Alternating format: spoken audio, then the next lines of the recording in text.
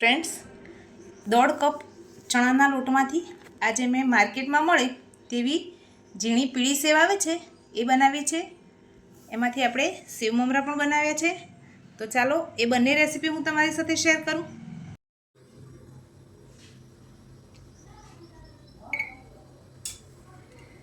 એક બાઉલમાં આપણે 1.5 કપ બેસન લઈશું. 1 કપ બેસનને આપણે ચાળી લીધો, બીજો અડધો કપ બેસનને પણ ચાળી લઈશું.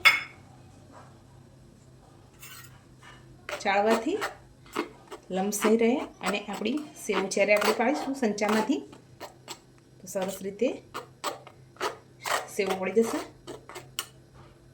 જે વાટકીના માપથી બેસન લીધો છે એનાથી પોણી વાટકી આપણે પાણી લઈશું. એ પાણીમાં આપણે 1 ચમચીના માપથી 1.5 ચમચી તેલ નાખીશું.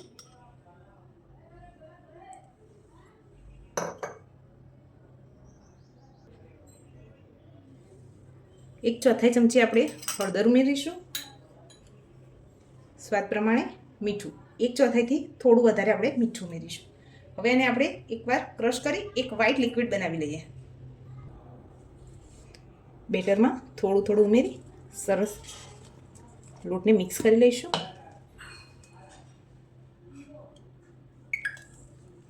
ધીરે ધીરે કરતા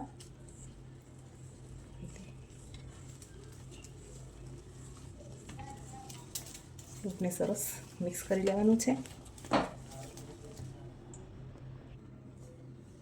લોટને સરસ રીતે ફેટી અને આ રીતનું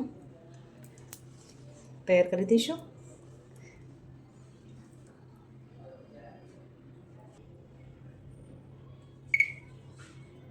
મશીનને આ રીતે જાળીને આપણે તેલથી ગ્રીસ કરી લઈશું.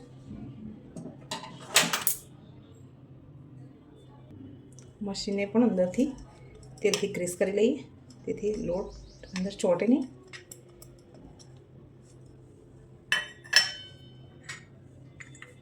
આ રીતે તેલથી સરસ ગ્રીસ કરી લેવાનું છે. ચમચીની મદદથી આપણે લોટને મશીનમાં ઉમેરી દઈએ.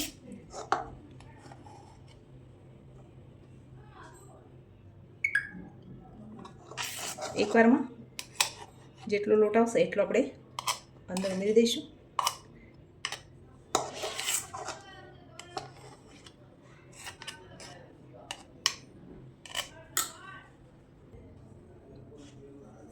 તેલ આપણે પહેલેથી જ ગરમ કરી લીધું છે.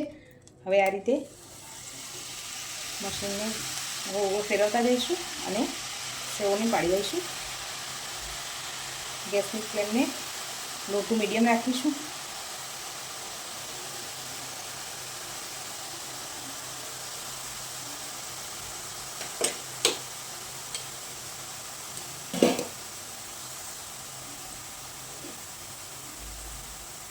એકવાર બબલ્સ ઓછા થઈ જાય પછી આપણે સેવને પલટી લઈશું. સેવ આપણી ફ્રાય થઈ ગઈ છે. હવે આપણે એને ડીશમાં નીકાળી લઈએ.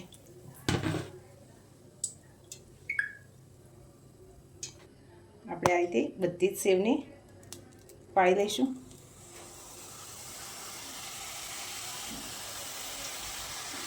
રીતે મશીનને ફેરવતા જઈશું અને સેવને પાડતા જઈશું.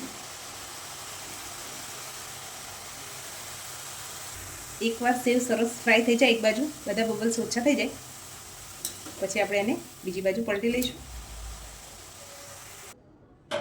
એક બાઉલમાં આપણે તેલ લઈશું.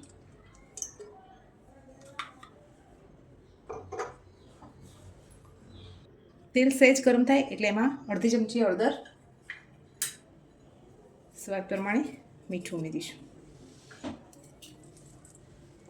એક બાઉલ મમરા ઉમેરી દઈશું.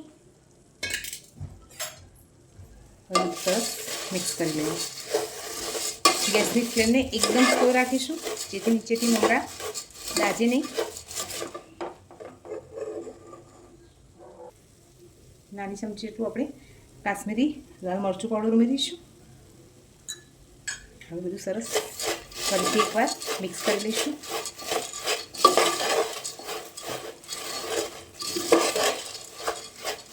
મમરા એકદમ ક્રિસ્પી થાય ત્યાર સુધી આપણે એને શેકાવા દેવાના છે.